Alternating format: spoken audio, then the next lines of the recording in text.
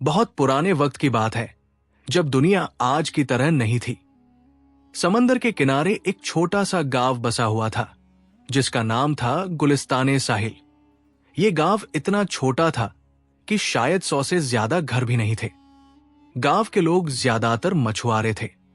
सुबह सवेरे वो अपनी छोटी छोटी कश्तियां लेकर समंदर में जाते और शाम को वापस आते। उसी गांव में एक गरीब मछुआरा रहता था, जिसका नाम इरफान था।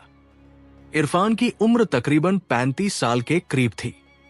उसका रंग समंदर की धूप से काला पड़ गया था। उसके हाथों में मेहनत के निशानात थे। उसके कपड़े पुराने और पैबंद लगे हुए थे, लेकिन साफ सुथरे थे। इरफान के चेहरे पर हमेशा एक सादगी थी और आंखों में नेकी का नूर था। इरफान बहुत मेहनती आदमी था। कोई दिन ऐसा नहीं गुजरता था जब वो समंदर न जाता हो। बारिश हो या आंधी, सर्दी हो या गर्मी, इरफान रोज सुबह उठकर अपनी कश्ती लेकर निकल जाता। वो कभी काम से जी नहीं चुराता था, लेकिन शायद उसकी किस्मत साथ नहीं दे रही थी। जितनी मेहनत करता उतना फायदा नहीं होता। इरफान की एक छोटी सी झोंपड़ी थी, जो समंदर से थोड़ी दूर थी। झोंपड़ी की दीवारें बांस और मिट्टी से बनी हुई थी। छत पर खजूर के पत्ते डाले गए थे। बारिश में कई जगह से पानी टपकता था, लेकिन यही उनका घर था। इसी में वो खुश थे। इरफ की बीवी का नाम फरीहा था। फरीहा एक नेक और साबिर औरत थी। उसकी उम्र 30 साल के करीब थी। फरीहा बहुत मेहनती थी। वो सुबह से शाम तक घर का काम करती, कपड़े धोती, खाना पकाती, सफाई करती। कभी कभी पड़ोस की औरतों के यहां भी काम कराती, ताकि कुछ पैसे मिल जाए। फरीहा कभी शिकायत नहीं करती थी। वो जानती थी कि इरफान बहुत मेहनत करता है। इरफान और फरीहा के 2 बच्चे थे। बड़ी बेटी का नाम हफ्सा था, जो 8 साल की थी। हफ्सा बहुत प्यारी और समझदार बच्ची थी। वो अपनी मां के काम में हाथ बटाती, छोटे भाई की देखभाल करती। हफ्सा के कपड़े पुराने थे, लेकिन वो हमेशा मुस्कुराती रहती। छोटे बेटे का नाम उमर था, जो 5 साल का था। उमर एक शरीर लेकिन प्यारा बच्चा था। वो सारा दिन साहिल पर खेलता रहता, रेत के घर बनाता, सीपिया जमा करता। उसे समंदर बहुत पसंद था। वो हमेशा कहता, अब्बू, मैं बड़ा होकर आपकी तरह मछुआरा बनूंगा। इरफान की जिंदगी बहुत सादा थी। हर सुबह जब सूरज निकलने से पहले उसकी आंख खुलती, वो वजू करता, फजर की नमाज पढ़ता, फिर अपनी कश्ती की तरफ निकल जाता। कश्ती बहुत छोटी थी, सिर्फ एक आदमी के बैठने के काबिल। कश्ती पुरानी थी और कई जगह से टूटी हुई थी। इरफान ने खुद उसे कई बार ठीक किया था। वो कश्ती लेकर समंदर में जाता, कभी करीब जाता, कभी दूर, फिर जाल डालता। जाल भी पुराना था, कई जगह से फटा हुआ। फरीहा ने उसे कई बार सीकर ठीक किया था। इरफान घंटों इंतजार करता, समंदर की लहरों को देखता, अल्लाह का नाम लेता, दुआ करता कि आज कुछ अच्छी मछलियां मिल जाए। लेकिन अक्सर उसे बहुत कम मछलियां मिलती। कभी 2-3 छोटी मछलियां, कभी 5-6, कभी कभी तो कुछ भी नहीं मिलता था। दूसरे मछुआरे जो बड़ी कश्तियों में जाते थे, उन्हें ज्यादा मछलियां मिलती, लेकिन इरफान के पास बड़ी कश्ती नहीं थी। शाम को जब इरफान वापस आता तो बाजार में मछलियां बेचता। जो कुछ पैसे मिलते, उनसे आटा, चावल, नमक जैसी जरूरी चीजें खरीदता। बाकी कुछ बचता ही नहीं था। यूं रोज का रोज गुजर जाता। लेकिन इरफान की जिंदगी में एक बहुत बड़ा मसला था। वो था काराजा। इरफान पर साहूकार जावेद का बहुत भारी काराजा था। जावेद गांव का अमीर तरीन आदमी था। उसके पास बहुत जमीन थी, मकानात थे, दुकानें थी। वो लोगों को काराजा देता था, लेकिन बहुत ज्यादा सूद, इंटरेस्ट लेता था। जावेद का दिल सख्त था। उसे गरीबों से कोई हमदर्दी नहीं थी। 3 साल पहले इरफान की कश्ती टूट गई थी। तूफान में वो बिल्कुल बर्बाद हो गई थी। इरफान के पास नई कश्ती खरीदने के पैसे नहीं थे। उसने बहुत सोचा, अगर कश्ती नहीं तो काम कैसे करेगा, खाना कैसे कमाएगा। आखिर में उसे जावेद के पास जाना पड़ा। उसने जावेद से मिन्नत की, मुझे कश्ती खरीदने के लिए पैसे चाहिए, मैं आहिस्ता आहिस्ता वापस कर दूंगा। जावेद ने पैसे दे दिए, लेकिन बहुत ज्यादा सूद पर। इरफान ने कश्ती खरीद ली और काम शुरू कर दिया। लेकिन अब 3 साल हो गए थे। इरफान ने थोड़ा थोड़ा काराजा वापस करने की कोशिश की, लेकिन सूद भी लगता रहा। काराजा कम होने की बजाय बढ़ता जा रहा था। अब यह काराजा इतना बड़ा हो गया था कि इरफान के लिए उसे अदा करना बहुत मुश्किल था। एक दिन दोपहर का वक्त था। इरफान समंदर से वापस आया था। आज भी सिर्फ चंद मछलियां मिली थी। वो अपनी झोंपड़ी में थका हारा बैठा था। फ्रीहा उसके लिए पानी लाई। बच्चे बाहर खेल रहे थे। अचानक दरवाजे पर दस्तक हुई। फ्रीहा ने दरवाजा खोला।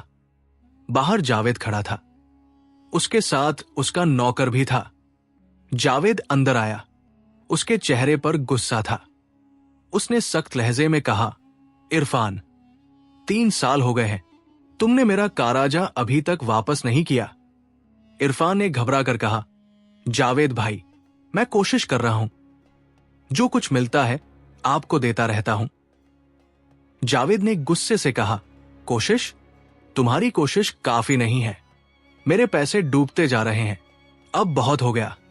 फ्रीहा ने हाथ जोड़कर कहा, जावेद भाई, बराए मेहरबानी हमें थोड़ा वक्त दे दे, हम जरूर वापस कर देंगे। जावेद ने सख्ती से कहा, वक्त? मैं 3 साल से वक्त दे रहा हूं, अब और नहीं। मैं तुम्हें आखिरी 1 हफ्ता देता हूं। अगर 1 हफ्ते में पूरा काराजा वापस नहीं किया तो मैं तुम्हारी कश्ती ले लूंगा, और अगर फिर भी पैसे नहीं मिले तो ये घर भी ले लूंगा। इरफान का चेहरा पीला पड़ गया। लेकिन जावेद भाई, कश्ती के बगैर मैं काम कैसे करूंगा? ये मेरा मसला नहीं है। जावेद ने बेरमी से कहा, 1 हफ्ता, बस 1 हफ्ता। फ्रीहा ने फिर मिन्नत की, जावेद भाई, हमारे छोटे बच्चे हैं, हम पर रहम करें। लेकिन जावेद ने कोई बात नहीं सुनी। वो गुस्से में वहां से चला गया। जब जावेद गया तो इरफान वही बैठा रह गया। उसका सर झुक गया। फ्रीहा की आंखों में आंसू आ गए। हफ्सा अंदर आई। उसने देखा कि अब्बू और अम्मी दोनों उदास है। उसने पूछा, अब्बू, क्या हुआ? इरफान ने बेटी को देखा और मुस्कुराने की कोशिश की। कुछ नहीं बेटा, सब ठीक हो जाएगा। लेकिन अंदर से वो बहुत परेशान था। 1 हफ्ते में इतना काराजा कहां से लाएगा? उस रात घर में खाने को बहुत कम था। फ्रीहा ने जो कुछ था वो बच्चों को खिला दिया। हफ्सा और उमर ने खाया, लेकिन पेट भरकर नहीं।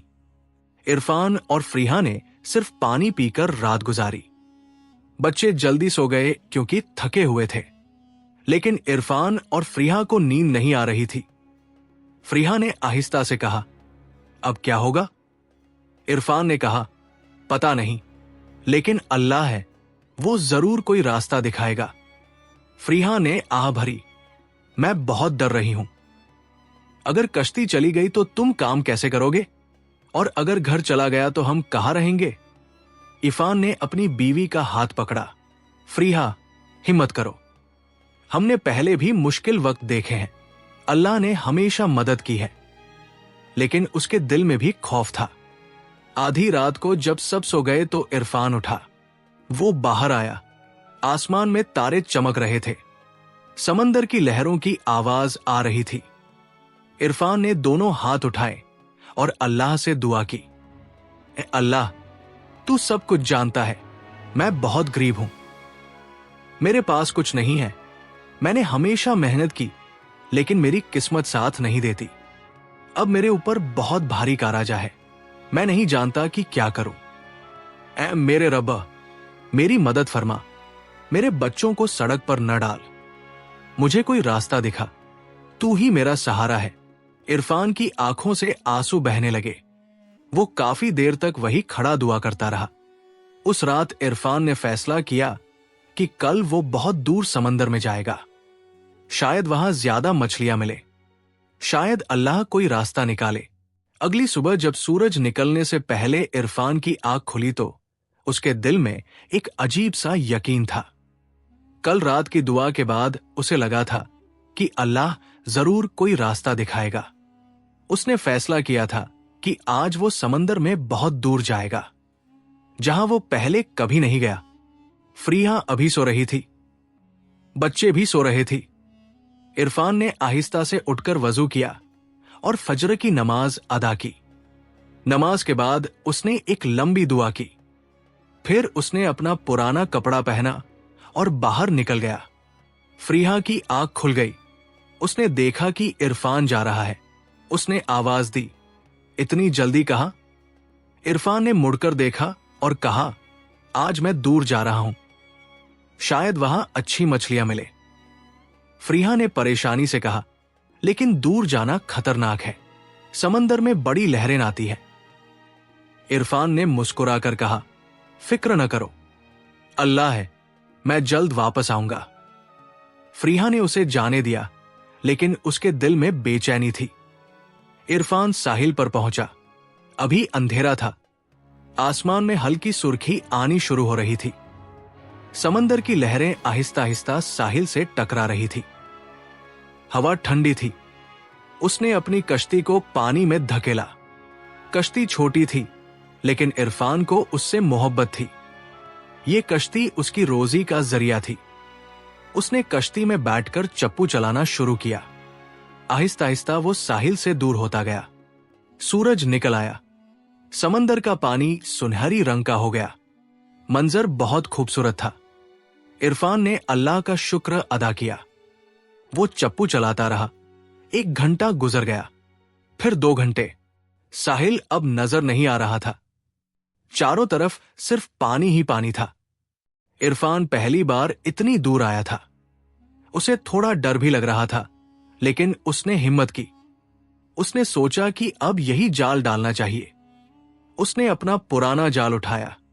ये जाल उसके बाप का था, बहुत पुराना, कई जगह से फटा हुआ, लेकिन अब भी काम करता था। इरफान ने बिस्मिल्लाह पढ़ी और जाल समंदर में फेंक दिया। जाल पानी में डूब गया। इरफान इंतजार करने लगा। समंदर में सन्नाटा था। सिर्फ लहरों की आवाज थी। कभी कभी कोई परिंदा उड़ता हुआ नजर आ जाता। तकरीबन आधा घंटा गुजर गया। इरफान ने जाल खींचना शुरू किया। जाल बहुत हल्का था। जब उसने बाहर निकाला तो उसमें कुछ भी नहीं था, एक भी मछली नहीं। इरफान का दिल भारी हो गया, लेकिन उसने हिम्मत नहीं हारी। उसने फिर से जाल फेंका। दूसरी बार भी यही हुआ। जाल में कुछ नहीं आया, सिर्फ कुछ समुद्री घास और कूड़ा करकट। इरफान ने सोचा, क्या मैं इतनी दूर आया और कुछ नहीं मिला? लेकिन फिर उसे अपनी दुआ याद आई। उसने अल्लाह से कहा था कि रास्ता दिखा। उसे यकीन था कि अल्लाह जरूर कुछ करेगा। उसने तीसरी बार जाल फेंका। इस बार उसने बहुत देर इंतजार किया। तकरीबन 1 घंटा गुजर गया। सूरज अब चमक रहा था। गर्मी होने लगी थी। फिर इरफान ने जाल खींचना शुरू किया। इस बार जाल बहुत भारी था। इरफान खुश हो गया। उसने सोचा, शुक्र है अल्लाह का, जरूर बहुत सारी मछलियां आई होंगी। उसने पूरी ताकत से जाल खींचना शुरू किया, लेकिन जाल इतना भारी था कि खींचना मुश्किल हो रहा था। इरफान के हाथों में दर्द होने लगा। उसका पूरा जिस्म पसीने से तर हो गया। आहिस्ता आहिस्ता जाल ऊपर आने लगा। इरफान को लगा कि शायद उसने कोई बहुत बड़ी मछली पकड़ी है, लेकिन जब जाल बाहर आया तो इरफान हैरान रह गया। जाल में कोई मछली नहीं थी। उसमें एक बहुत पुराना मटका फंसा हुआ था। यह मटका बहुत बड़ा था, तकरीबन 2 फुट लंबा। उसका रंग सब्ज था, लेकिन पुराना होने की वजह से कई जगह से रंग उतर गया था। मटके पर कई तरह के निशानात बने हुए थे। अजीब सी तहरीर, राइटिंग लिखी हुई थी जो इरफान समझ नहीं सका। सबसे अहम बात यह थी कि मटके के मुंह पर एक मुहर लगी हुई थी। यह मुहर सुर्ख मोम, रेड वैक्स की थी और उस पर एक खास निशान बना हुआ था। इरफान ने मटके को एहतियात से कश्ती में रखा। उसने सोचा, ये क्या है? इतना पुराना मटका समंदर में क्या कर रहा था? फिर उसके दिल में एक ख्याल आया। उसने कहानियां सुनी थी कि समंदर में कभी कभी खजाने मिलते हैं। पुराने वक्त में जहाज डूब जाते थे और उनमें सोना चांदी होता था। इरफान ने सोचा, शायद इस मटके में कोई खजाना हो, शायद सोने के सिक्के हों। अगर ऐसा हुआ तो मैं अपना कर्ज अदा कर सकता हूं। उसके दिल में उम्मीद की एक किरण जागी। उसने मटके को हिलाकर देखा। अंदर से कुछ आवाज नहीं आई। मटका बहुत हल्का था, जैसे अंदर कुछ नहीं हो। इरफान थोड़ा मायूस हुआ, लेकिन फिर भी उसने सोचा कि देखना चाहिए। उसने मुहर को गौर से देखा। मुहर बहुत मजबूत थी। लगता था कि ये बहुत पुरानी है, शायद सैकड़ों साल पुरानी। इरफान ने मटका खोलने का फैसला किया। उसने मुहर को तोड़ने की कोशिश किया। पहले तो मुहर नहीं टूटी। फिर उसने अपनी छोटी छुरी से उसे काटना शुरू किया। आहिस्ता आहिस्ता मुहर टूटने लगी। इरफान को अजीब लग रहा था, जैसे कुछ होने वाला हो। आखिरकार मुहर टूट गई। इरफान ने मटके का ढक्कन खोला और फिर जो हुआ वो इरफान ने सोचा भी नहीं था। जैसे ही ढक्कन खुला, मटके के अंदर से सियाह ब्लैक धुआं निकलने लगा। ये कोई आम धुआं नहीं था। ये गाढ़ा काला खौफनाक धुआं था जो तेजी से बाहर आने लगा। धुएं की मिकदार क्वांटिटी इतनी ज्यादा थी कि लगता था जैसे छोटे से मटके में एक पूरा तूफान बंद था। इरफान घबरा गया। उसने जल्दी से मटका नीचे रखा और पीछे हट गया। धुआं निकलता रहा। अब यह धुआं आसमान की तरफ जाने लगा। इतना ज्यादा धुआं कि पूरा आसमान काला होने लगा। सूरज छुप गया। चारों तरफ अंधेरा हो गया। इरफान खौफजदा होकर कश्ती में बैठ गया। उसका दिल तेजी से धड़क रहा था। यह क्या हो रहा है? उसने सोचा। धुआं ऊपर आसमान में जमा होने लगा।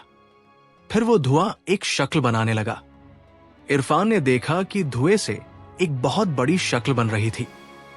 पहले सर बना, फिर जिस्म, फिर हाथ और पांव, और फिर धुआं ठोस सॉलिड हो गया। इरफान के सामने एक बहुत बड़ा जिन्न खड़ा था। यह जिन्न इतना बड़ा था कि उसका सर बादलों को छू रहा था। उसका जिस्म मजबूत और ताकतवर था। उसकी जिल्द स्किन सब्ज रंग की थी। उसकी आंखें सुर्ख थी जैसे आग के शोले। उसके हाथ बहुत लंबे थे और उंगलियां नुकीली थी। जिन्न का चेहरा खौफनाक था। उसकी दाढ़ी लंबी और सियाह थी। उसके दांत तेज थे। उसकी आवाज गरज की तरह थी। इरफान का सांस रुक गया। उसने अपनी जिंदगी में कभी ऐसी चीज नहीं देखी थी। वो डर से कांपने लगा। जिन्न ने आसमान की तरफ देखा और बहुत जोर से चिल्लाया, आहें, मैं आजाद हो गया। 1000 साल बाद मैं आजाद हुआ। उसकी आवाज इतनी तेज थी कि इरफान के कान बजने लगे। समंदर की लहरों की आवाज तेज हो गई। फिर जिन्न ने नीचे देखा। उसकी नजर छोटी सी कश्ती पर पड़ी जिसमें एक मामूली सा इंसान बैठा था। जिन्न ने अपने बड़े हाथ से कश्ती की तरफ इशारा किया। उसकी आंखों में गुस्सा था। फिर उसने गरजती आवाज में कहा, तू ही है जिसने मुझे आजाद किया? इरफान की जुबान नहीं खुल रही थी। वो सिर्फ सर हिला सका। जिन्न ने कहा, तो सुन, मैं 1000 साल से उस लांती मटके में कैद था। 1000 साल। तुझे पता है कि 1000 साल कितने होते हैं? इरफान ने हल्की सी आवाज में कहा, बहुत लंबा वक्त। जिन्न ने गुस्से से कहा, बहुत लंबा? ये दोस्त थी। अंधेरे में, तन्हाई में, सैकड़ों साल। पहले 100 साल मैंने सोचा कि जो मुझे आजाद करेगा उसे मैं 3 ख्वाहिशें दूंगा। फिर दूसरे 100 साल में सोचा कि उसे बादशाह बना दूंगा। लेकिन फिर 300 साल और गुजर गए, 400 साल, 500 साल, और मेरा गुस्सा बढ़ता गया। इरफान समझ नहीं पा रहा था कि ये क्या हो रहा है। जिन्न ने आगे कहा, और अब जब 1000 साल हो गए तो मैंने फैसला कर लिया। जो भी मुझे आजाद करेगा मैं उसे मार डालूंगा, क्योंकि मेरा गुस्सा इतना बढ़ गया है कि मैं किसी को बख्शना नहीं चाहता। यह सुनकर इरफान का खून जम गया। जिन ने अपने हाथ उठाए और कहा, तो ऐ इंसान, तूने मुझे आजाद किया है, लेकिन अब मैं तुझे मारने वाला हूं। तेरी आखिरी ख्वाहिश क्या है? इरफान का दिल तेजी से धड़क रहा था। उसके सामने मौत खड़ी थी। उसे अपनी बीवी याद आई, अपने बच्चे याद आए, हफ्सा और उमर के मासूम चेहरे याद आए। लेकिन फिर उसने हिम्मत की। उसने अल्लाह का नाम लिया और अपने आप को संभाला। इरफान ने कांपती आवाज में लेकिन हौसले से कहा, ठहरें, मैंने आपको आजाद किया, मैंने आपकी मदद की, और आप मुझे मारना चाहते हैं? ये कैसा इंसाफ है? जिन्न रुक गया। उसने इरफान को गौर से देखा। जिन्न ने अपने बड़े हाथ उठाए और इरफान की तरफ बढ़ने लगा। इरफान का दिल तेजी से धड़क रहा था, लेकिन उसने हिम्मत नहीं हारी। उसने ऊंची आवाज में कहा, ठहरें, ये कैसा इंसाफ है? जिन्न रुक गया। उसकी सुर्ख आंखों में गुस्सा था, लेकिन उसने इरफान की बात सुनने का फैसला किया। इरफान ने आगे कहा, आप कहते हैं कि मैंने आपको आजाद किया। ये ठीक है, लेकिन मैंने आपका कोई बुरा नहीं किया।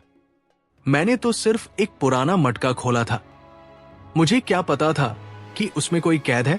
मैं तो समझा कि शायद कोई खजाना हो। जिन्न गिराया, खजाना? तू भी लालची है। तमाम इंसान लालची होते हैं। इरफान ने जवाब दिया, नहीं, मैं लालची नहीं हूं। मेरे पास बीवी और 2 छोटे बच्चे हैं। मैं एक गरीब मछुआरा हूं। मेरे ऊपर भारी काराजा है। अगर मैंने काराजा अदा नहीं किया तो मेरा घर और कश्ती सब छिन जाएगा। मेरे बच्चे सड़क पर आ जाएंगे। मैं बस उनके लिए कुछ ढूंढ रहा था। जिन ने कुछ देर खामोशी से इरफान को देखा। फिर उसने कहा, तो क्या? मेरा क्या? मैं 1000 साल से कैद था। तुझे क्या पता कि 1000 साल कैसे गुजरते हैं? इरफान ने एहतियात से पूछा, आप कैद क्यों थे? जिन ने गहरी सांस ली। उसकी आंखों में दर्द आ गया। उसने कहा, बहुत पुराने वक्त की बात है। मैं भी तुम्हारी तरह आजाद था, लेकिन मैंने एक बहुत बड़ी गलती की। इरफान ने ध्यान से सुनना शुरू किया। जिन ने कहानी शुरू की। मेरा नाम जुल्करनैन है। मैं जिन्नों की दुनिया में रहता था। मेरे पास ताकत थी, दौलत थी, लेकिन मैं बहुत घमंडी था। एक दिन एक वली अल्लाह मेरे इलाके से गुजरे। मैंने उनकी बेइज्जती की। मैंने उनसे कहा कि मैं उनसे ज्यादा ताकतवर हूं। और फिर? इरफान ने पूछा। उन वली अल्लाह ने मुझे समझाया। उन्होंने कहा कि असल ताकत अल्लाह के पास है, लेकिन मैंने नहीं सुना। मैं उन पर हंसा। फिर उन्होंने दुआ की और अल्लाह ने मुझे सजा दी। मैं उसी वक्त उस मटके में कैद हो गया और मटका समंदर की गहराई में फेंक दिया गया। इरफान को जिन पर तरस आने लगा। जिन ने आगे कहा, पहले 100 साल तो मैं रोता रहा। मैंने तौबा की। मैंने अल्लाह से माफी मांगी। मैंने सोचा कि अगर कोई मुझे आजाद करेगा तो मैं उसका बहुत एहसान मानूंगा। मैं उसे 3 ख्वाहिशें दूंगा। फिर मजीद, और 200 साल गुजर गए। अंधेरे में, तन्हाई में, मेरे दिल में उम्मीद थी कि कोई आएगा। मैंने सोचा कि जो मुझे आजाद करेगा मैं उसे बादशाह बना दूंगा, उसे दुनिया की सारी दौलत दूंगा। जिन्न की आवाज में दुख था। उसने कहा, लेकिन कोई नहीं आया। 500 साल गुजर गए, 600, 700, और मेरा दिल सख्त होता गया। मेरा सब्र खत्म होने लगा। मुझे गुस्सा आने लगा। इरफान ने कहा, मैं समझ सकता हूं। नहीं, तुम नहीं समझ सकते। जिन ने गुस्से से कहा, तुम नहीं जानते कि 1000 साल तन्हा रहना कैसा होता है। न रोशनी, न आवाज, न कोई इंसान, बस अंधेरा और खामोशी। इरफान खामोश रहा। जिन्न ने आह भरी। आखिरी 300 साल मैंने फैसला कर लिया कि जो भी मुझे आजाद करेगा मैं उसे मार डालूंगा, क्योंकि मेरा दिल इतना सख्त हो गया है कि मैं किसी को बख्शना नहीं चाहता। इरफान को जिन की बात समझ आई, लेकिन वो मरना नहीं चाहता था। उसने पूछा, लेकिन इसमें मेरी क्या गलती? मैं तो सिर्फ एक गरीब आदमी हूं। जिन चुप हो गया। उसकी आंखों में तरद्दुद, हिचकिचाहट थी। इरफान ने मौका देखकर कहा, आपने कहा कि आपने गलती की थी, आपने अल्लाह से माफी मांगी, तो फिर आपको भी माफ करना आना चाहिए। अगर आप मुझे मार देंगे तो क्या आपकी तकलीफ कम हो जाएगी? जिन ने सोचा, फिर उसने कहा, शायद नहीं, लेकिन मेरा गुस्सा तो निकलेगा। इरफान ने कहा, गुस्सा निकालने से कुछ नहीं होता, असल सुकून तो माफी में है। जिन्न को यह बात दिल में लगी। वो कुछ देर खामोश रहा। फिर अचानक जिन ने एक बात कही, दरअसल मेरी एक और बड़ी परेशानी है। क्या? इरफान ने पूछा। जिन ने शर्मिंदगी से कहा, मैं कर्जदार हूं। इरफान को हैरत हुई। कर्जदार? आप जैसा ताकतवर जिन कर्जदार? जिन ने कहा, हां, जिन्नों की दुनिया में भी कर्जे होते हैं। जब मैं कैद होने से पहले आजाद था तो मैंने बहुत खर्च किया, महलात, पैलेसेस बनाए, दौलत उड़ाई। मैंने दूसरे ताकतवर जिन्नों से काराजा लिया और फिर मैं कैद हो गया। 1000 साल कैद रहा, लेकिन काराजा तो खत्म नहीं हुआ। जिन्नों की दुनिया में काराजा पर सूद, इंटरेस्ट लगता रहता है। अब मेरा काराजा इतना बड़ा हो गया है कि मैं सोच भी नहीं सकता। इरफान को यह सुनकर हैरत हुई। उसने कहा, तो आप भी मेरी तरह परेशान हैं? जिन ने पहली बार नरमी से कहा, हां, मैं बहुत परेशान हूं। मुझे नहीं पता कि अपना काराजा कैसे अदा करूं। इरफान ने कहा, मैं भी कर्जदार हूं, मैं आपकी तकलीफ समझता हूं। जिन ने इरफान की तरफ देखा। उसकी आंखों में हैरत थी। तुम मेरी तकलीफ समझते हो? इरफान ने कहा, हां, काराजा का बोझ बहुत भारी होता है। रात को नींद नहीं आती, दिन को चैन नहीं मिलता, हमेशा फिक्र रहती है कि कैसे वापस करूं। जिन ने आह भरी। बिल्कुल ठीक कहा, मैं भी यही महसूस कर रहा हूं। इरफान ने मौका देखकर कहा, तो फिर हम दोनों एक जैसे हैं, दोनों मुसीबत में हैं। आप मुझे मारकर क्या हासिल करेंगे? शायद हम एक दूसरे की मदद कर सके। जिन ने सोचा, फिर उसने कहा, तुम मेरी मदद कैसे कर सकते हो? तुम तो एक छोटे से इंसान हो। इरफान ने कहा, मैं नहीं जानता, लेकिन अल्लाह सब कुछ जानता है। शायद वो कोई रास्ता निकाले। जिन ने कुछ देर सोचा, फिर उसने फैसला किया, ठीक है, मैं तुम्हें एक मौका देता हूं। अगर तुम वाकई मेरी मदद कर सके तो मैं तुम्हें नहीं मारूंगा, बल्कि मैं तुम्हें 3 ख्वाहिशें दूंगा। इरफान के दिल में उम्मीद जागी। शुक्रिया, बताए मुझे क्या करना होगा? जिन ने कहा, मेरा काराजा अदा करने के लिए मुझे एक खास चीज चाहिए। क्या चीज? जिन ने कहा, समंदर की गहराई में एक खास मोती है। ये कोई आम मोती नहीं है, ये शहंशाह है समंदर का मोती है।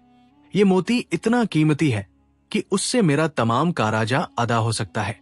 इरफान ने पूछा, वो मोती कहाँ है? जिन ने कहा, समंदर की सबसे गहरी जगह पर।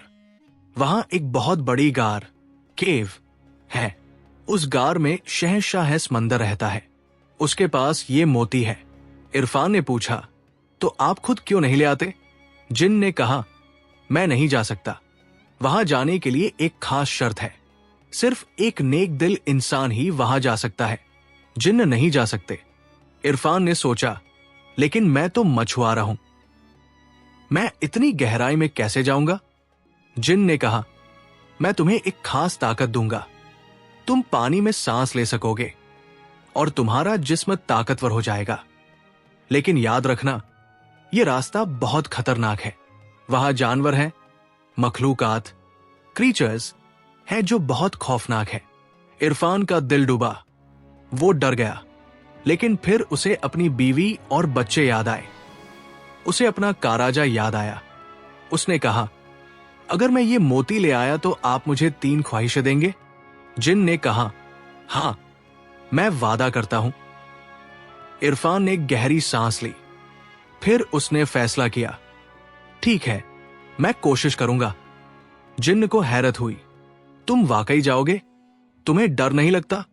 इरफान ने कहा, डर तो बहुत लग रहा है, लेकिन मेरे पास कोई और रास्ता नहीं। और फिर मैंने आपसे वादा किया है। जिन के दिल में पहली बार किसी इंसान के लिए इज्जत पैदा हुई। उसने कहा, तुम बहादुर हो। फिर जिन ने अपना हाथ इरफान की तरफ बढ़ाया। उसकी उंगली से एक सुनहरी रोशनी निकली और इरफान के सीने में दाखिल हो गई। इरफान ने महसूस किया कि उसके जिस्म में एक ताकत आ गई। उसे लगा जैसे वो कुछ भी कर सकता है। जिन ने कहा, अब तुम पानी में सांस ले सकते हो और तुम्हारा जिस्म ताकतवर हो गया है। लेकिन याद रखना, यह ताकत सिर्फ एक दिन के लिए है। सूरज डूबने से पहले तुम्हें वापस आना होगा। इरफान ने कहा, समझ गया। जिन ने कहा, और सुनो, जब तुम गार में पहुंचोगे तो शहंशाह समंदर से अदब से बात करना। उसे बताना कि तुम मेरी तरफ से आए हो और कहना कि मैं अपना काराजा अदा करना चाहता हूं। इरफान ने पूछा, वो मोती दे देगा? जिन ने कहा, शहंशाह समंदर इंसाफ पसंद है। अगर तुम सच बोलोगे तो वो जरूर मदद करेगा। इरफान ने सर हिलाया। जिन ने आखिरी बार कहा, जाओ और ख्याल रखना, मैं यहां इंतजार करूंगा। इरफान ने एक लम्हे के लिए आसमान की तरफ देखा और दिल ही दिल में दुआ की, ऐ अल्लाह, मेरी मदद फरमा। फिर वो समंदर में कूद गया। इरफान ने गहरी सांस ली और कहा, मैं लाने की कोशिश करूंगा। जिन ने इरफान को देखा। उसकी आंखों में पहली बार एहतराम, इज्जत था। उसने कहा, तुम वाकई बहादुर हो। बहुत कम इंसान है जो इतना खतरा मोल लेने को तैयार हो। इरफान ने कहा, मेरे पास कोई और रास्ता नहीं है और फिर मैंने आपसे वादा किया है। जिन ने अपना बड़ा हाथ इरफान की तरफ बढ़ाया। उसकी उंगली से एक सुनहरी रोशनी निकली। ये रोशनी इरफान के सीने में दाखिल हो गई। इरफान को एक अजीब सी गर्माहट महसूस हुई। उसके पूरे जिस्म में ताकत दौड़ गई। जिन ने कहा, अब तुम्हारे अंदर जादुई ताकत है। तुम पानी में सांस ले सकते हो। तुम्हारा जिस्म ताकतवर हो गया है। तुम तेज तैर सकते हो। लेकिन याद रखना, यह ताकत सिर्फ सूरज डूबने तक रहेगी। इरफान ने अपने हाथों को देखा। वो पहले जैसे ही लग रहे थे, लेकिन उसे अंदर से एक नई ताकत महसूस हो रही थी। फिर इरफान ने अपनी छोटी कश्ती की तरफ देखा। उसने अपनी बीवी फ्रीहा को सोचा, अपनी बेटी हफ्सा और बेटे उमर को याद किया। उनके मासूम चेहरे उसकी आंखों के सामने आए। उसने दिल में कहा, मैं तुम्हारे लिए ये कर रहा हूं। फिर इरफान ने आसमान की तरफ देखा और दुआ की, ऐ अल्लाह, तू मेरे साथ है, मेरी मदद फरमा, मेरी हिफाजत कर। और फिर इरफान ने एक गहरी सांस ली और समंदर में छलांग लगा दी। पानी ठंडा था। जैसे ही इरफान पानी में गया, उसे लगा कि वो डूब जाएगा। लेकिन फिर जादुई ताकत ने काम करना शुरू किया। इरफान को महसूस हुआ कि वो पानी में सांस ले सकता है। ये एक अजीब एहसास था। इरफान ने अपनी आंखें खोली। पानी में सब कुछ साफ नजर आ रहा था। उसने अपने हाथ पांव हिलाए और तैरना शुरू किया। वो बहुत तेज तैर रहा था। जितना वो चाहता उतना तेज। इरफान नीचे की तरफ तैरने लगा। पहले तो पानी साफ था और रोशनी थी। वो छोटी मछलियों को देख सकता था जो उसके करीब से गुजर रही थी। रंग बिरंगी मछलियां। कुछ समुद्री पौधे थे जो हल्की लहरों में हिल रहे थे। लेकिन जैसे जैसे वो नीचे जाता गया, रोशनी कम होती गई। पानी का रंग गहरा नीला होता गया। अब छोटी मछलियां नहीं थी, अब बड़ी मछलियां नजर आने लगी। इरफान नीचे जाता रहा। उसके दिल में खौफ था, लेकिन उसने हिम्मत नहीं हारी। वो अल्लाह का नाम लेता रहा। थोड़ी देर बाद पानी बिल्कुल गहरा हो गया। चारों तरफ अंधेरा था। इरफान को कुछ नहीं दिख रहा था। उसे बहुत डर लग रहा था। अचानक उसने दूर से एक हल्की सी रोशनी देखी। वो उस रोशनी की तरफ तैरने लगा। जैसे जैसे करीब आया, उसे कुछ नजर आने लगा। ये छोटी छोटी मछलियां थी जिनके जिस्म से रोशनी निकल रही थी। जैसे जुगनू ये मछलियां उड़ रही थी, नहीं, तैर रही थी पानी में। बहुत खूबसूरत मंजर था। इरफान उन मछलियों के पीछे चलने लगा। अचानक एक बहुत बड़ी मछली सामने से आई। ये मछली इतनी बड़ी थी जितनी इरफान की कश्ती थी। उसके दांत तेज और लंबे थे। उसकी आंखें बड़ी और खौफनाक थी। वो सीधी इरफान की तरफ आ रही थी। इरफान डर गया। उसने जल्दी से एक तरफ हटने की कोशिश की।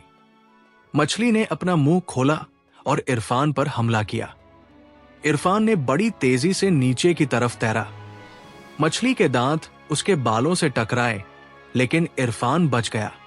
उसका दिल तेजी से धड़क रहा था। मछली ने फिर से हमला किया। इस बार इरफान ने एक बड़े पत्थर के पीछे छुप जाने की कोशिश की। मछली पत्थर से टकराई और गुस्से में दूसरी तरफ चली गई। इरफान ने राहत की सांस ली। फिर वो आहिस्ता आहिस्ता अपने सफर पर आगे बढ़ा। अब उसे समंदर की तह, बॉटम, नजर आने लगी। नीचे बड़े बड़े पत्थर थे। अजीबोगरीब पौधे थे। कुछ जगहों से बुलबुले निकल रहे थे। इरफान नीचे उतरा। उसने चारों तरफ देखा। गार, केव, कहाँ है? वो तलाश करने लगा। उसने बड़े पत्थरों के दरमियान देखा। फिर उसे एक जगह एक बड़ा सा सुराख नजर आया। ये गार का दरवाजा था। गार के अंदर से एक हल्की सी सब्ज रोशनी आ रही थी। इरफान ने हिम्मत की और गार में दाखिल हुआ। गार के अंदर मंजर हैरतंगेज था। दीवारों पर चमकते हुए पत्थर जड़े हुए थे जो रोशनी दे रहे थे। फर्श पर नरम रेत थी। छत से पानी के कतरे टपक रहे थे। इरफान आगे बढ़ा। गार बहुत लंबा था। अंदर जाने पर रास्ता तंग होता गया। फिर वो एक बड़े कमरे में पहुंचा। ये कमरा बहुत बड़ा था। बीच में एक ऊंचा पत्थर था और उस पत्थर पर एक मोती रखा हुआ था। ये मोती कोई आम मोती नहीं था। ये इतना बड़ा था जितना इरफान की मुट्ठी, और ये ऐसे चमक रहा था जैसे उसमें चांद की रोशनी बंद हो। सफेद, खूबसूरत, शानदार। इरफान हैरान होकर उस मोती को देखता रहा। अचानक एक आवाज आई, कौन है? इरफान चौंक गया। उसने चारों तरफ देखा। कोई नजर नहीं आया। फिर वो आवाज फिर आई, कौन है जो मेरे घर में दाखिल हुआ है? इरफान ने आवाज दी, मैं इरफान हूं। एक इंसान। इंसान? आवाज हैरान हुई। इंसान यहां कैसे आया? फिर पानी में हरकत हुई। एक बहुत बड़ा समुद्री मखलूक सामने आया। ये शहंशाह समंदर था। उसका ऊपरी हिस्सा इंसान जैसा था, लेकिन नीचे का हिस्सा मछली जैसा था। उसके बाल लंबे और सफेद थे। उसकी दाढ़ी भी सफेद थी। उसके सर पर सीपियों का ताज था। उसका चेहरा मेहरबान लग रहा था, लेकिन आंखों में ताकत थी। शहंशाह समंदर ने पूछा, तुम यहां क्यों आए हो? इरफान ने एहतियात से कहा, जहांपनाह, मैं एक जिन्न के लिए आया हूं। उसका नाम जुल्करनैन है। शहंशाह ने कहा, जुल्करनैन? वो तो 1000 साल पहले कैद हुआ था। इरफान ने कहा, जी, लेकिन आज मैंने उसे आजाद किया है। शहंशाह ने पूछा, और वो क्या चाहता है? इरफान ने बताया, वो कर्जदार है। उसे अपना काराजा अदा करने के लिए ये मोती चाहिए। उसने मुझे भेजा है। शहंशाह ने कुछ देर सोचा। फिर उसने कहा, और तुम उसकी मदद क्यों कर रहे हो? इरफान ने सच्चाई से कहा, क्योंकि मैं भी कर्जदार हूं। मैं उसकी तकलीफ समझता हूं, और अगर मैं उसकी मदद करूंगा तो वो मुझे 3 ख्वाहिशें देगा। मैं उन ख्वाहिशों से अपनी मुश्किल हल कर सकता हूं। शहंशाह ने कहा, तो तुम भी अपने फायदे के लिए ये कर रहे हो? इरफान ने कहा, हां, लेकिन सिर्फ इसलिए नहीं, मैं उसकी तकलीफ भी समझता हूं। काराजा का बोझ बहुत भारी होता है। शहंशाह मुस्कुराया, तुम सच बोल रहे हो। मैं तुम्हारे दिल को देख सकता हूं। तुम नेक दिल हो। फिर उसने कहा, ठीक है, मैं तुम्हें यह मोती देता हूं, लेकिन एक शर्त है। क्या शर्त? इरफान ने पूछा। शहंशाह ने कहा, ये मोती जब तुम जुल्करनैन को दोगे तो उससे कहना कि वो अपनी गलती से सबक सीखे, वो फिर कभी गुरूर न करे और हमेशा याद रखे कि असल ताकत अल्लाह के पास है। इरफान ने कहा, मैं जरूर कहूंगा। शहंशाह ने मोती उठाया और इरफान को दिया। मोती बहुत हल्का था, लेकिन उसमें से अजीब रोशनी निकल रही थी। जाओ और ख्याल रखना, शहंशाह ने कहा। इरफान ने शुक्रिया अदा किया और वापस जाने लगा। लेकिन जब वो गार से बाहर निकला तो मुसीबत आ गई। वही बड़ी खतरनाक मछली फिर से आ गई और इस बार उसके साथ 2 और मछलियां भी थी। तीनों मछलियां इरफान को घेर कर खड़ी हो गई। इरफान का दिल डूब गया। उसने मोती को मजबूती से पकड़ा। पहली मछली ने हमला किया। इरफान नीचे की तरफ तैरा। दूसरी मछली सामने से आई। इरफान ने एक तरफ कलाबाजी खाई। तीनों मछलियां उसका पीछा कर रही थी। इरफान पूरी ताकत से ऊपर की तरफ तैरने लगा। उसे बस सतह पर पहुंचना था। एक मछली ने उसका पांव पकड़ने की कोशिश की। इरफान ने जोर से लात मारी। मछली पीछे हट गई। इरफान तैरता रहा। उसकी सांस फूल रही थी। उसका दिल तेजी से धड़क रहा था। आखिरकार वो सतह पर पहुंच गया। उसने पानी से बाहर सर निकाला और सांस लिया। ऊपर सूरज चमक रहा था। जिन वही खड़ा इंतजार कर रहा था। इरफान, तुम वापस आ गए, जिन ने खुशी से कहा। इरफान तैरकर कश्ती तक पहुंचा और ऊपर चढ़ गया। उसने जिन्न को मोती दिखाया। जिन्न की आंखें चमक उठीं। तुमने कर दिखाया, तुम वाकई ले आए। इरफान ने मोती जिन्न को दिया। फिर उसने शहंशाह का पैगाम सुनाया। जिन्न ने सर झुकाकर कहा, मैं समझ गया, मैं अपनी गलती से सबक सीखूंगा। फिर जिन्न ने कहा, इरफान, तुमने मेरी जिंदगी बचा ली। इस मोती से मैं अपना काराजा अदा कर सकता हूं। मुझे इजाजत दो, मैं अभी जाता हूं। जिन्न गायब हो गया। इरफान कश्ती में बैठा इंतजार करने लगा। थोड़ी देर बाद जिन्न वापस आया। उसके चेहरे पर खुशी थी। मेरा काराजा अदा हो गया, मैं आजाद हूं, जिन्न ने कहा। इरफान मुस्कुराया। जिन्न वापस आया। उसके चेहरे पर एक मुख्तलिफ, अलग चमक थी। पहले जो गुस्सा और तल्खी थी वो खत्म हो गई थी। अब उसकी आंखों में खुशी और सुकून था। जिन्न ने खुशी से कहा, इरफान, मेरा काराजा अदा हो गया। 1000 साल बाद मैं उस बोझ से आजाद हुआ। तुमने मेरी जिंदगी बदल दी। इरफान मुस्कुराया। उसका दिल भी खुश था। उसे अच्छा लगा कि उसने किसी की मदद की। जिन्न ने कहा, अब तुम्हारी बारी है इरफान। मैंने तुमसे वादा किया था कि अगर तुम मेरी मदद करोगे तो मैं तुम्हें 3 ख्वाहिशें दूंगा। अब वक्त आ गया है, मांगो जो चाहो मांगो। इरफान ने सोचना शुरू किया। उसके दिमाग में बहुत से ख्यालात आने लगे। जिन्न ने कहा, तुम दौलत मांग सकते हो। मैं तुम्हें सोने की अशर्फियों से भरे हुए संदूक दे सकता हूं। इतनी दौलत कि तुम और तुम्हारे बच्चे सारी जिंदगी आराम से रहें। इरफान ने सोचा, हां, दौलत अच्छी चीज है। जिन्न ने आगे कहा, या तुम महल मांग सकते हो। एक शानदार महल जिसमें सैकड़ों कमरे हों, खूबसूरत बागात हो। तुम बादशाह की तरह रह सकते हो। इरफान ने सोचा, महल भी अच्छा है। जिन्न ने फिर कहा, या तुम ताकत मांग सकते हो। मैं तुम्हें ऐसी ताकत दे सकता हूं कि तुम कुछ भी कर सको। तुम उड़ सको, तेज दौड़ सको, किसी को भी शिकस्त दे सको। इरफान ने यह सब सुना, लेकिन फिर उसे अपनी बीवी फ्रीहा याद आई। अपने बच्चे हफ्सा और उमर याद आए। उसे अपना छोटा सा घर याद आया जहां मोहब्बत थी। उसे साहूकार जावेद याद आया जिसने उस पर भारी काराजा लाद रखा था। उसे वो रात याद आई जब उसके बच्चे भूखे सोए थे। इरफान ने फैसला किया। उसने कहा, मेरी पहली ख्वाहिश यह है कि मेरा काराजा मुकम्मल तौर पर अदा हो जाए। जिन्न ने मुस्कुरा कर कहा, बस इतनी सी ख्वाहिश? ठीक है। जिन्न ने अपना हाथ हिलाया, उसकी उंगलियों से सुनहरी चमक निकली और हवा में गायब हो गई। उसी लम्हे दूर गांव में साहूकार जावेद अपने घर में बैठा हिसाब किताब कर रहा था। अचानक उसके सामने एक थैला जाहिर हुआ। थैले में सोने की अशर्फिया थी। जावेद हैरान रह गया। उसने अशर्फिया गिनी। ये बिल्कुल उतनी ही थी जितना इरफान का काराजा था। जावेद को समझ नहीं आया कि ये कैसे हुआ, लेकिन उसके दिल में एक अजीब सा एहसास हुआ। उसे अपने किए पर शर्मिंदगी महसूस हुई।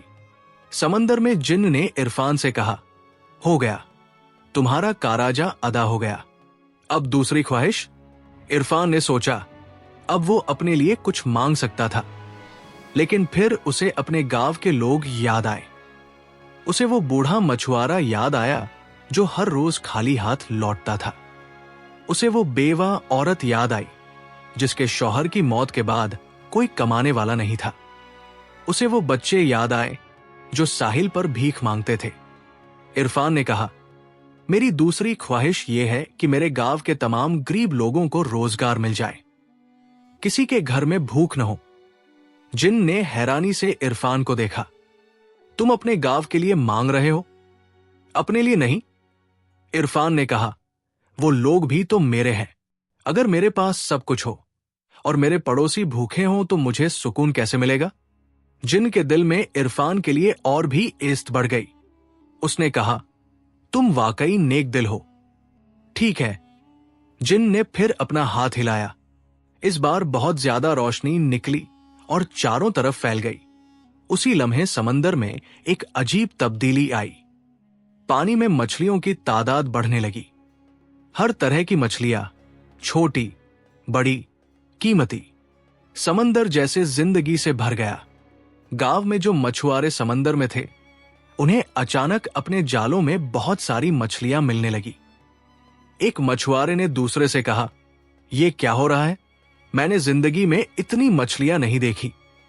समंदर में जिन्न ने इरफान से कहा, हो गया, अब तुम्हारे गांव में किसी को रोजगार की तकलीफ नहीं होगी।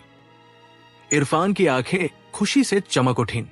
शुक्रिया, जिन्न ने कहा, अब तुम्हारी तीसरी और आखिरी ख्वाहिश। ये तुम्हारा आखिरी मौका है। अब तुम अपने लिए कुछ बड़ा मांग सकते हो। इरफान सोचने लगा, क्या मांगू? एक बड़ा घर, दौलत, लंबी उम्र, सेहत? लेकिन फिर इरफान को जिन्न की कहानी याद आई। उसे याद आया कि जिन्न 1000 साल कैद में रहा। उसे याद आया कि जिन्न ने कितनी तकलीफ उठाई। इरफान ने जिन्न की तरफ देखा। जिन्न के चेहरे पर अब मुस्कुराहट थी, लेकिन उसकी आंखों में अभी भी 1000 साल की तन्हाई की तकलीफ थी। इरफान का दिल पिघल गया। उसने कहा, मेरी तीसरी ख्वाहिश यह है कि आप मुकम्मल तौर पर आजाद हो जाए। आपको अल्लाह की रजा नसीब हो, आपकी तमाम गलतियां माफ हो जाए और आपको जन्नत में जगह मिले। जिन्न को यकीन नहीं आया। उसकी आंखें बड़ी हो गई। क्या तुमने कहा? जिन्न ने कांपती आवाज में पूछा। इरफान ने फिर कहा, मैं चाहता हूं कि आप आजाद हों, आप खुश रहें, अल्लाह आपसे राजी हो। जिन्न की आंखों में आंसू आ गए। यह ताकतवर जिन्न जिसने 1000 साल की कैद देखी थी, जो गुस्से से भरा हुआ था, अब रो रहा था। जिन्न ने कहा, तुमने अपने लिए कुछ नहीं मांगा? तुम्हारे पास 3 ख्वाहिशें थी और तुमने एक भी अपने लिए इस्तेमाल नहीं की। इरफान ने मुस्कुराकर कहा, अल्लाह ने मुझे पहले ही बहुत कुछ दे दिया है। मेरे पास एक प्यारी बीवी है, 2 खूबसूरत बच्चे हैं, एक छोटा सा घर है जहां मोहब्बत है। मेरा काराजा अदा हो गया। मेरे गांव के लोगों को काम मिल गया। मुझे और क्या चाहिए? लेकिन आपने 1000 साल तकलीफ में गुजारे। अब आपकी खुशी मेरी खुशी है। जिन्न के आंसू रुकने का नाम नहीं ले रहे थे। उसने कहा, इरफान, तुमने मुझे इंसानियत का सबसे बड़ा सबक सिखाया। मैं ताकतवर था लेकिन घमंडी था। तुम कमजोर हो लेकिन तुम्हारा दिल इतना बड़ा है। इरफान ने कहा, ताकत दिल में होती है, जिस्म में नहीं। आसमान से एक सुनहरी रोशनी उतरी। वो रोशनी जिन्न को छूने लगी। जिन्न का जिस्म चमकने लगा। उसके चेहरे पर एक अजीब सुकून आया। जिन्न ने कहा, इरफान, मैं महसूस कर सकता हूं, मेरी दुआ कबूल हो गई, मैं आजाद हूं। वाकई आजाद। जिन्न ने इरफान को देखा और कहा, तुम्हारी सखावत, जेनरोसिटी का बदला अल्लाह जरूर देगा। मैं तुम्हें दुआ देता हूं, अल्लाह तुम्हें और तुम्हारे खानदान को हमेशा खुश रखे, तुम्हारे घर में हमेशा खुशियां रहें। जिन्न आखिरी बार बोला, अलविदा मेरे दोस्त, शुक्रिया। और फिर जिन्न आहिस्ता आहिस्ता गायब होने लगा और बिल्कुल ओझल हो गया। इरफान अकेला अपनी छोटी कश्ती में बैठा रह गया। समंदर पुरसुकून था। उसने अल्लाह का शुक्र अदा किया और घर की तरफ चल दिया। जब इरफान साहिल पर पहुंचा तो बहुत सारे लोग वहां जमा थे। सब खुश थे, जश्न मना रहे थे। जैसे ही वो घर के करीब पहुंचा, हफ्सा और उमर बाहर भागे। अब्बू, अब्बू, फ्रीहा बाहर आई। उसके चेहरे पर खुशी थी। इरफान, एक अजीब बात हुई। साहूकार जावेद यहां आया था। उसने कहा कि तुम्हारा काराजा अदा हो गया और उसने माफी भी मांगी। इरफान मुस्कुराया। उस रात इरफान ने अपनी बीवी को सारा किस्सा सुनाया। फ्रीहा की आंखों में फख्र के आंसू आ गए। उसने इरफान का हाथ पकड़ा। सालों बाद जब लोग ये कहानी सुनाते तो कहते, एक गरीब मछुआरा था जिसने 3 ख्वाहिशें पाई, लेकिन एक भी अपने लिए इस्तेमाल नहीं की, और अल्लाह ने उसे उन ख्वाहिशों से भी ज्यादा दिया।